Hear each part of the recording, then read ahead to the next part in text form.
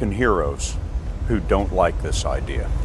Neil Armstrong, Gene Cernan have both testified against commercial spaceflight and the way that you're developing it, and I wonder what you think of that. I was very sad to see that, because those guys are, those guys are heroes of mine, so it's really tough. I wish they would come and visit and see the hardware that we're doing here. And I think that would change their mind. They inspired you to do this, didn't they? Yes. And to see them casting stones in your direction. It's difficult. Did you expect them to cheer you on? Certainly hoping they would. What are you trying to prove to them? What I'm trying to do is to make a significant difference in spaceflight and help make spaceflight accessible to almost anyone. One of the most difficult choices I've ever faced in life was in 2008. I think I had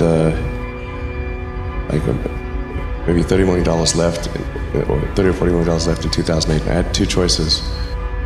I could put it all into one company, and then the other company would definitely die, or split it between the two companies.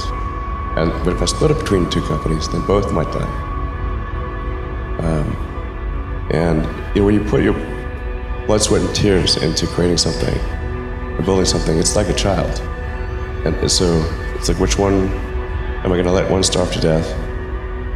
I couldn't bring myself to do it, so I split the money between the two. Fortunately, thank goodness, they both came through. What was your biggest failure, and how did it change you? Well, there's a ton of failures along the way, that's for sure. As I said, for SpaceX, the first 3 launches failed.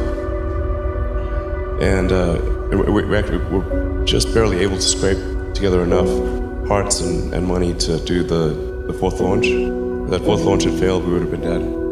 So multiple failures along the way. I tried very hard to get the right expertise in for SpaceX. I tried hard to find a great chief engineer for the rocket, but the good chief engineers wouldn't join, and the bad ones, well, there was no point in hiring them. So I ended up being chief engineer of the rocket. So if I could have found somebody better, then we would have maybe had less than 3 failures. That 3rd failure in a row, did you think, I need to pack this in? Never. Why not? I don't ever give up. So many people tried to talk me out of starting a rocket company. It was crazy. One good friend of mine collected a whole series of videos of rockets blowing up and made me watch those. He just didn't want me to lose all my money. We're doing these things that seem unlikely to succeed, and we've been fortunate, and at least thus far they have succeeded. Now is the time to take risk. You don't have kids. As you get older, your obligations increase. And once you have a family, you start taking risk not just for yourself, but for your family as well. It gets much harder to do things that might not work out. So now is the time to do that before you have those obligations. So I would encourage you to take risks now. Do something bold. You won't regret it. How did you figure you were going to start a car company and be successful at it? Well, I didn't really think Tesla would be successful. I thought we would most likely fail. But I thought that we at least could address the false perception that people had that an electric car had to be ugly and slow and boring like a golf cart. But you say you didn't expect the company to be successful, then why try? If something's important enough, you should try, even if the probable outcome is failure. Or how do you think about making a decision when everyone tells you this is a crazy idea? Or where do you get the internal strength to do that? Well, first of all, I'd say I actually think I feel fear quite strongly. So it's not as though I just have the absence of fear. I feel it quite strongly. But there are just times when something is important enough, you believe in it enough, that you do it in spite of the fear.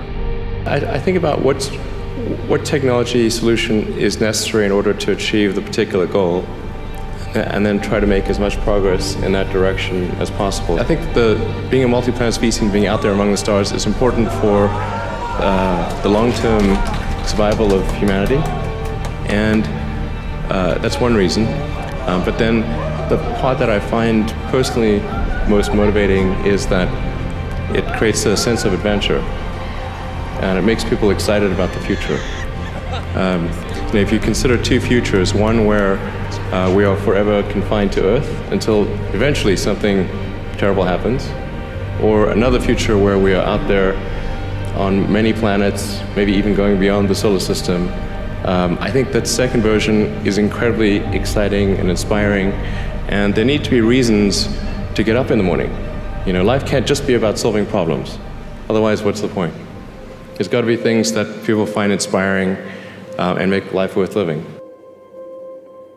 When my brother and I were starting our first company, instead of getting an apartment, we just rented a small office and we slept on the couch. And we showered at the YMCA. And we're so hot up, we had one computer. So the website was up during the day, and I was coding at night. 7 days a week, all the time. And I sort of briefly had a girlfriend in that period, and in order to be with me, she had to sleep in the office. So work hard, like every waking hour. That's the thing I would say, particularly if you're starting a company. Whatever area that you get into, given that even if you're the best, there's always a chance of failure. So I think it's important that you really like whatever you're doing. If you don't like it, life is too short. If you like what you're doing, you think about it even when you're not working. I mean, it's something that your mind is drawn to, and if you don't like it, you just really can't make it work, I think.